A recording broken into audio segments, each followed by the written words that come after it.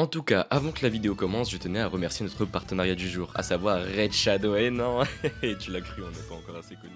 Allez, un peu de sérieux, prends du popcorn, la vidéo commence. Cela fait maintenant plus de 25 ans que nous suivons Luffy à travers son aventure pour trouver le One Piece. Bon nombre de lecteurs auront grandi avec ce manga absolument fabuleux. One Piece d'ailleurs qui n'est autre que le manga le plus vendu au monde. Mais une question revient régulièrement, One Piece, avec sa longévité et son nombre de tomes vendus, fait-il forcément de lui le meilleur manga du monde? Ou plus précisément, One Piece possède-t-il réellement des défauts? S'il y a bien un cliché à propos des fans de One Piece, c'est que nous ne pouvons absolument pas critiquer leur manga préféré. En effet, il est vrai qu'il est plutôt assez difficile de débattre avec eux sur certains points du manga qui pourraient être à revoir. En tout cas, bonjour à tous, c'est Kyosen et on se retrouve après des bons petits mois d'absence pour parler de One Piece. Alors, est-ce que c'est le manga parfait ou pas? Pour répondre à cette question, j'aimerais tout d'abord aborder deux points principaux. Premièrement, y a-t-il une corrélation entre les ventes et la qualité générale d'une œuvre? Et dans un second temps, comment définit-on réellement une œuvre parfaite ou une œuvre qui s'en rapproche? Pour moi, il va de soi que les ventes riment avec l'attente du lectorat. En effet, si nous devions prendre un exemple, je parlerai précisément de Demon Slayer. En effet, si beaucoup de personnes s'accordent à dire que le manga est clairement surestimé et qu'il ne mérite absolument pas ses ventes, il n'empêche que ce dernier a fait l'impossible et a détrôné One Piece, lui piquant sa première place que ce dernier gardait précieusement depuis plusieurs années. Même s'il est vrai qu'en termes d'intrigue, de scénario des personnages, Demon Slayer ne fait pas preuve d'une grande originalité, il ne faut pas oublier que originalité ne rime pas forcément avec une bonne œuvre. Une bonne œuvre est avant tout une œuvre maîtrisée, qui sait où elle se commence et où elle doit se terminer. Cette dernière ne doit pas non plus faire preuve de trop d'incohérence, malgré la suspension consentie de l'incrédulité. Pour les personnes qui ne sauraient pas ce que c'est tout simplement le fait d'admettre que les règles d'un univers fantaisiste ne puissent pas s'accorder avec notre véritable univers. Prenons l'exemple de One Piece. J'ai accepté que les fruits du démon y étaient normales étant donné que l'univers de One Piece répond à des règles strictes. Les fruits du démon ne peuvent pas être utilisés si granit marin il y a. Comme dans notre monde, il existe des règles et dans One Piece également malgré sa fantaisie. Si One Piece fait autant de ventes, c'est parce qu'il respecte parfaitement les critères dans lesquels il s'est engagé. Les codes Neketsu ainsi que tout ce qui va avec ont été respectés de A à Z dans One Piece et bien au-delà. Certains ont même été réinventés et à partir de ce moment-là, nous pouvons parler d'originalité. En effet, alors que le marché de la piraterie était déjà bien en marche, Oda est venu avec une nouvelle idée, réinventer le côté piraterie avec un petit gamin élastique au chapeau de paille. Mais bon, revenons à nos moutons. Rien qu'avec cette idée, nous pouvons dire que One Piece a fait preuve d'une originalité sans pareil. En plus de cette originalité, Oda a fait preuve d'un génie dans l'ordinaire. Par là, j'explique que, comme cité précédemment, Oda a pris les clichés, les codes du genre, et a su les appliquer à la perfection. Si les codes existent, c'est justement parce qu'ils répondent à, encore une fois, un besoin du lectorat. Oda a su parfaitement s'en servir pour tout d'abord accueillir une première partie de ses lecteurs. Les débuts de One Piece, souvent les personnes pensent que c'est un peu mou, c'est lent, il n'y a rien de bien original. Mais c'est justement pour acclimater au fur et à mesure ses lecteurs et se créer un lectorat qui saura suivre l'aventure de Luffy malgré les changements de ce dernier. One Piece a su séduire au plus grand nombre contrairement à d'autres mangas de niche. Si nous devons prendre l'exemple de Berserk, ce dernier est un manga absolument incroyable, mais qui s'oriente vers un lectorat beaucoup plus spécifique, tandis qu'Oda aura su faire en sorte que son œuvre soit lue et appréciée par bon nombre de personnes, tout du moins bien plus que celui de Kentaro Miura.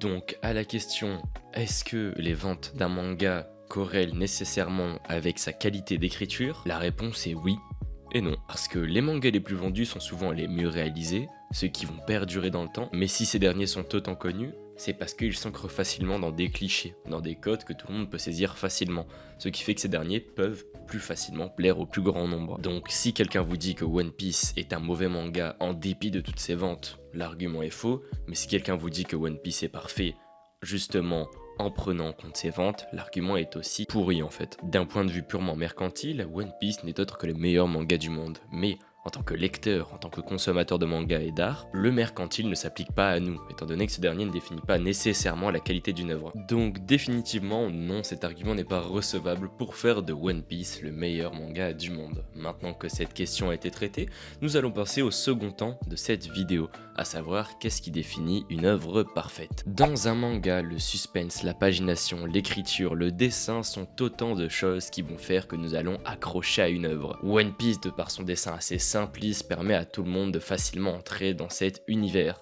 Même s'il est vrai que le style de dessin ne peut pas convenir à tout le monde, ce style presque gaguesque, notamment dans les derniers chapitres sans spoiler, crée justement un contact plus facile avec le lectorat. Mais aussi bizarre que ça puisse paraître, ce côté positif de One Piece se marie assez bien et à la fois assez mal avec un côté négatif, ou tout du moins une partie de One Piece avec lequel j'ai plus de mal. Cet aspect n'est autre que la mise en scène de certains événements. Je m'explique.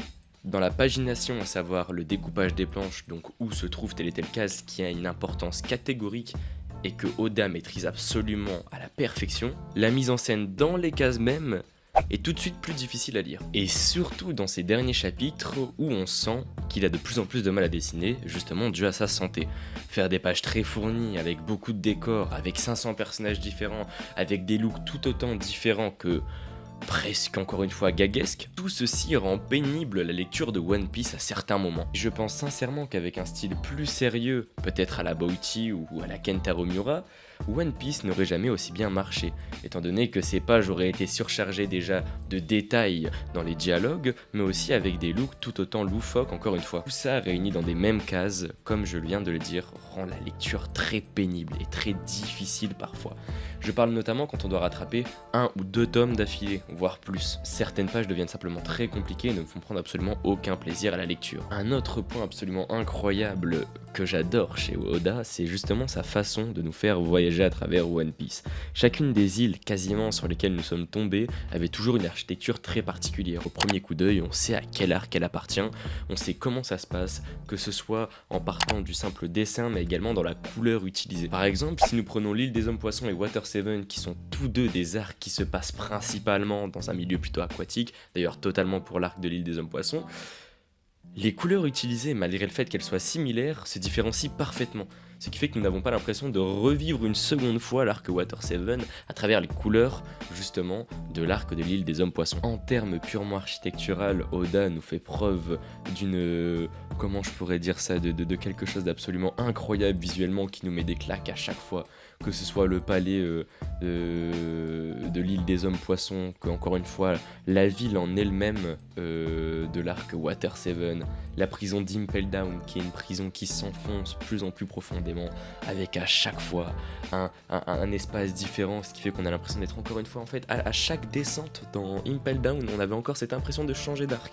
Encore une fois, plus on descendait, plus l'atmosphère devenait pénible, presque dure à ressentir, alors que c'est du One Piece. Normalement, on n'est pas censé ressentir ça, c'est un shonen. Et pourtant, Oda a parfaitement su nous le retranscrire. Si je devais donner un point fort à Oda, ce serait simplement sa fantaisie. Avec lui, littéralement, One Piece est un voyage au bout du monde et chacun d'entre nous est amené à voyager avec Luffy. Cette particularité qu'a Oda à nous faire voyager en tant que Nakama aux côtés de Luffy, Zoro, Nami, etc.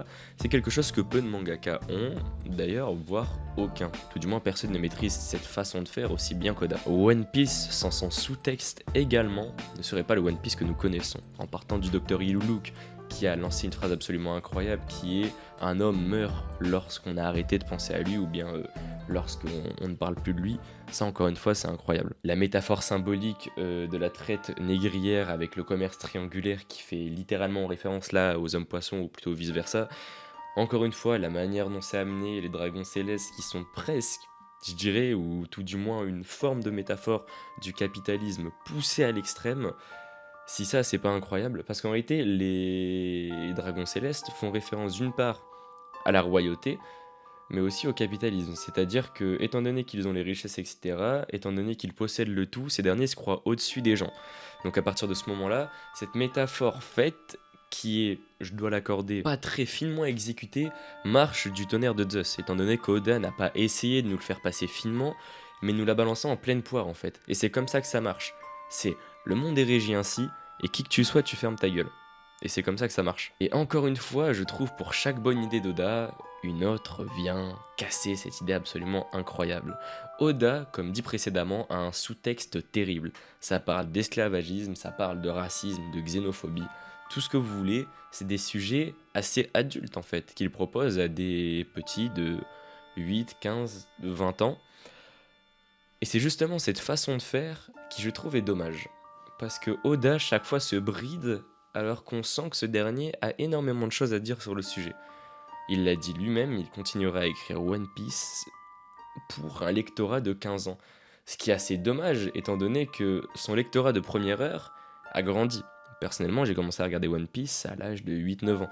Aujourd'hui j'en ai 20 et je dois avouer que les derniers chapitres de One Piece commencent à me plaire de moins en moins. Non pas de la fantaisie, non pas que je ne veuille pas trouver le One Piece, mais plutôt parce que justement le One Piece ne veut pas me trouver. One Piece, quand j'étais petit, ça venait me chercher, ça me prenait par le bout de la main et ça me disait regarde l'étendue du monde. Rien n'est tout beau, rien n'est incroyable, et quand t'es petit, tu comprends pas tout le sous-texte, tu vois juste qu'il y a de la discrimination. Tu ne sais pas quand t'es tout petit que l'île et que les hommes poissons font référence au racisme dans notre monde actuel, ou tout du moins tu ne connais pas l'ampleur de tout ça en fait. On ne comprend pas quand on est petit que les armes antiques qui peuvent littéralement détruire le monde sont encore une fois une métaphore de la bombe nucléaire et de cette fameuse peur de qui va la posséder, qui a une pression sur qui, etc. Encore une fois référence à la guerre froide, vous connaissez. On ne prend pas en compte tout ça. Mais donc quand on commence à avoir 16-17 ans et qu'on commence vraiment à prendre conscience de tout ça, on commence à kiffer. Mais plus on grandit, plus on veut que ça parte plus loin, plus on veut qu'il y ait des enjeux. Attention, ça va spoiler, mais durant la guerre de Nigashima, et encore une fois, c'est un défaut que je reproche à One Piece, c'est le manque de tension. Beaucoup de personnes vont me dire que regarde, Kyosen, il y a Izo, il y a Ashura Doji qui sont morts, etc. Mais le truc, c'est que je n'ai pas eu une seule fois l'impression qu'ils étaient en danger. D'ailleurs, je n'avais même pas réalisé qu'Izo était mort, étant donné qu'il est mort en fin de page. L'un des problèmes principaux de One Piece, c'est qu'Oda ne veut pas faire mourir ses personnages. Mais dans un récit où la piraterie prédomine, n'est-ce pas assez paradoxal qu'il y ait si peu de morts, là où la piraterie est synonyme de barbarie? Maintenant, je vais parler précisément des morts dans One Piece. Durant la guerre de Marineford, il n'y a eu que 2 morts marquantes. Barbe Blanche et Ace. Leurs 2 morts ont marqué un tournant dans One Piece. Fini de jouer, aujourd'hui nous sommes dans la cour des grands. Quiconque osera s'approcher de Marineford en subira les conséquences. Quiconque osera s'approcher d'un Yonko en subira les conséquences. Hélas, j'ai bien l'impression que dans le dernier arc, les 2 morts qu'il y a eu n'étaient pas des morts symboliques, ou tout du moins la manière dont elles ont été réalisées n'était pas symbolique. Quand Zoro s'est retrouvé face à la mort, avec la mort qui a failli la faucher, je ne me suis pas dit à un seul instant Zoro va mourir. En fait, pour être honnête, je me suis rien dit. J'étais juste déçu parce que ça prenait une page de plus, et bon Dieu, j'avais envie que l'arc se finisse, ça faisait longtemps. Ce que certains fans de One Piece n'arrivent pas à comprendre, c'est que nous ne demandons pas des morts pour des morts, mais des morts qui ont un sens. Des morts qui viendront nous montrer que non, Luffy n'est pas encore exempté des conséquences de la piraterie. Ce dernier vient de battre 2 Yonko, et j'ai peur, parce que en fait j'ai peur qu'Oda laisse ça couler. Je sais pertinemment que Kaido et Big Mom ne sont pas morts, on va les revoir. Mais le problème, c'est le manque de conséquences en fait dans tout ça. C'est que tout va trop vite dans One Piece. J'ai l'impression qu'Oda s'est rendu compte que One Piece était trop long et que maintenant il a envie d'accélérer le pas. Sauf qu'il l'accélère au mauvais moment. C'est le moment où on a besoin de prendre du temps. Le moment où on a besoin de voir que Momo est en train de grandir. Le moment où on a besoin de voir que le pays est libéré. Que 20 années de souffrance se sont arrêtées. 20 années. L'une après l'autre, l'une après l'autre, l'une après l'autre. C'est le moment de voir que le calvaire des fourreaux rouges, c'est terminé. Les voir pleurer leurs camarades morts aurait été normal. Voir Marco pleurer pour Izo aurait été normal, au même titre que ce dernier a pleuré pour Barbe Blanche ou encore pour Ace. Mais non, encore une fois, Oda a préféré faire ça de manière sous-jacente, en oubliant totalement que non, nous aussi on aimait bien Izo, et on aurait voulu que ce dernier ait des funérailles, et quelque chose qui vienne montrer que cet homme qui a vécu aux côtés des plus grands et fini sa vie de manière incroyable en ayant 2v1 des membres du CP0, à savoir probablement l'une des branches les plus puissantes du gouvernement mondial. D'ailleurs, en parlant de gouvernement mondial, de marine, etc., et en parlant de tension, je suis désolé, mais la tension des amiraux a complètement été annihilée. Je me revois petit, encore tremblant, en voyant les Mugiwara se faire littéralement défoncer à sa body par Kizaru. Le frérot est arrivé à la vitesse de la lumière sur un boulet de canon, il a rousté toute la nouvelle génération, il a dit « Excusez-moi, je vais aller mêler Silver Rayleigh, le bras droit du seigneur des pirates, et ensuite je vais venir vous marbrer. » Bon, d'accord, etc. Bref, Silver Rayleigh a quand même réussi à tenir tête à Kizaru et tout, parce que pour moi ils ont sensiblement le même niveau, voire Kizaru un peu moins, excusez-moi. Mais entre lui et Aokiji qu'on avait vu à quelques arcs précédemment, on avait cette sensation de terreur lorsqu'on voyait un amiral. Et là, pour le coup, je ne comprends pas où Oda a voulu venir avec Ryokugyu. Cet amiral qui nous est teasé depuis plusieurs années est venu sur Wano Kuni en disant « Je vais me faire Luffy » et c'est tout. Ce dernier a complètement compris que 2 Yonko venaient de tomber, qu'il y avait 3 équipages pirates en plus d'un pays qui lui voulait sa peau, et ce dernier s'est dit on va aller les mêler, il n'y a pas de souci. Et encore une fois, j'ai beaucoup de mal avec ça, parce que ça annule complètement le personnage. D'un côté, il y avait les pro-amiraux qui disaient oui, c'est incroyable, tout ça, Ryokugyu est juste trop fort, il va venir latter Luffy, et dans tous les cas, ça n'aurait aucun sens. Et encore une fois, le fait qu'il n'ait pas la thé et qu'il se soit fait rouster par Shanks, ça n'a pas de sens non plus. En fait, je ne comprends pas, à part le fait de servir de faire-valoir auprès de Shanks pour montrer à quel point Shanks était fort, pourquoi est-ce que Ryokugyu a été intégré à ce moment-là, à part à décrédibiliser la marine. Et je suis également déçu pour les fans les plus hardcore de One Piece, étant donné que pour eux, qui consacrent absolument leur vie à ce manga, parce que One Piece, dans certains points, possède des fanatiques, je trouve ça dommage. Parce que pour eux qui suivent le manga depuis tout ce temps de manière si assidue, qui regardent 1000 théories, 1000 reviews, venir leur cracher à la gueule de cette façon en annulant absolument toute tension, que ce soit de la part de la marine ou des Yonko, qui sont censés être, c'est simple, les deux instances les plus hautes, les plus puissantes, que ce soit de la piraterie et de la marine, je trouve ça dommage. Parce que maintenant la question c'est, qui va être le prochain ennemi de Luffy, mis à part Barbe Noire? Qui aura les cojones d'arrêter Luffy, de se mettre en travers de son chemin, sachant que lui et ses trois commandants regardaient Normal Ryokugyu comme si c'était un peu leur petit qui était en train de se forger. Genre, oh, Momo est en train de se battre, venez on le laisse faire, si vraiment il commence à se faire mêler, on lui fout une gifle à Ryokugyu et après y a pas de souci. Ça encore une fois, c'est censé donner un côté badass à l'œuvre, genre regardez, c'est bon, nos commandants ainsi que le capitaine des chapeaux de paille ont évolué, ils n'ont plus peur de rien, mais à ce stade-là de l'histoire où il y a encore tout à découvrir, ça annule complètement la tension, ou tout du moins le peu de tension qu'il y avait déjà dans One Piece. Un autre point essentiel, qui est absolument incroyable dans One Piece, est également sa manière de mettre en œuvre les différentes intrigues, mais également les questionnements. Alors, c'est à la fois une qualité et un défaut. Vous allez encore m'insulter en disant mais Kyosen, il n'y a que des qualités et des défauts, on comprend plus. En fait, ce que je trouve dommage dans One Piece, c'est que chaque fois, les idées sont incroyables. Elles sont toutes absolument fabuleuses, mais il y a toujours un grain de sable qui vient m'ennuyer. C'est comme si vous aviez des chaussures absolument incroyables, magnifiques, tout le monde les crève, elles sont trop jolies. Le truc c'est que chaque fois, il y a un tout petit caillou, mais genre qui fait même pas mal, mais qui est trop chiant. Mais genre sans ce caillou, vous savez que vous auriez kiffé, mais genre à 100%. Mais ça vous gêne, c'est comme ça. Et donc, les questionnements dans One Piece, c'est exactement pareil. Je suis désolé, ça fait 25 ans que l'œuvre existe, ça fait plus de 13 ans ou 12, je ne sais même plus que je suis l'œuvre, je veux des révélations. J'en peux plus des chapitres à rallonge où on voit Luffy rigoler, patati patata, c'est bien. Je veux des réponses sur Pluton, je veux des réponses sur Uranus. Je veux des réponses sur Poséidon. Je veux des réponses sur le One Piece, sur les fruits du démon. Je veux des réponses sur l'arbre Adam. Celui qui a servi à la conception même du Sunny, sur lequel on ne sait rien. Je veux des réponses sur Marshall D. Teach. Je veux des réponses sur le siècle oublié. Je veux des réponses sur Im-sama. Je veux des réponses sur Shanks. Je veux un flashback sur Kaido. Je veux mieux comprendre One Piece dans son intégralité. Je veux qu'Oda réponde à mes questions. Parce que là où c'est dommage, c'est qu'Oda ne fait couvrir des intrigues, ne fait couvrir des questionnements, mais n'en ferme que très peu.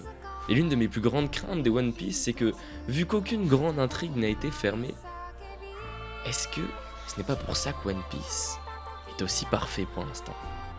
Est-ce que c'est parce que pour l'instant Oda n'a pas pris autant de risques qu'il voudrait nous laisser croire? Est-ce que ce n'est pas justement de cette façon que beaucoup de personnes pourraient être déçues de One Piece, que ce soit dans les réponses pour les fruits du démon, pour le One Piece en tant que tel, ou beaucoup d'autres choses? Beaucoup de personnes me diront mais non, ne t'inquiète pas, Oda est un génie, il ne ratera pas sa fin, il ne ratera pas n'importe laquelle de ses intrigues. Mais le doute est là, et j'ai peur, parce que je n'ai jamais vu Oda clôturer l'une de ses intrigues principales. Je ne sais pas comment ce dernier clôture. Et comme je l'ai dit précédemment, est-ce que ce n'est pas pour ça que One Piece plaît autant? Si nous devions prendre l'exemple de Shingeki no Kyojin, les intrigues se ferment, mais quand elles se ferment, elles ouvrent 1000 autres questions. Et c'est justement ça qui a pu ne pas plaire à certaines autres personnes, parce que SNK a pris des risques, ça ne plaît pas à tout le monde, c'est comme ça. One Piece n'a jamais fermé ses intrigues, donc n'a jamais pris de risques, donc plaît forcément encore à tout le monde. Et est-ce que quand Oda commencera à fermer ses pistes, certaines vestes ne se retourneront pas? Pas dans le sens elles se retourneront, j'avais raison, patati patata, d'ailleurs je ne le souhaite pas, mais est-ce que ces vestes-là ne se retourneront pas parce qu'ils auront réalisé que depuis le départ, ce qu'ils attendaient vraiment, à savoir les réponses, ne répondent pas justement à leurs attentes? Cette question, je pense que jamais personne, ou bien je ne l'ai jamais entendu, autre personne que moi ne l'a posée, ou ne l'a posée de cette façon. Alors j'aimerais que vous me disiez dans les commentaires ce que vous en pensez. Et j'espère que vous me répondrez de manière totalement objective. S'il vous plaît, ne prenez pas en compte le fait que One Piece soit votre manga préféré. Un manga, c'est fait pour être critiqué. Un manga, il y a des défauts. Rien n'est parfait, rien ne le sera. Le titre de la vidéo d'ailleurs, il est complètement con. Bien sûr que One Piece n'est pas parfait, au même titre que n'importe quelle œuvre sur Terre. Alors s'il vous plaît, répondez-moi avec la plus grande objectivité. En attendant que les lives reprennent, je vous ferai encore quelques petites vidéos dans le genre, même si, waouh, c'est peut-être la plus longue vidéo de ma chaîne. Sur ce, je vous dis à la prochaine, dans une semaine ou deux, en vrai je sais même pas. Abonnez-vous, lâchez un like, on va parler plus souvent de One Piece, alors à la prochaine les gars.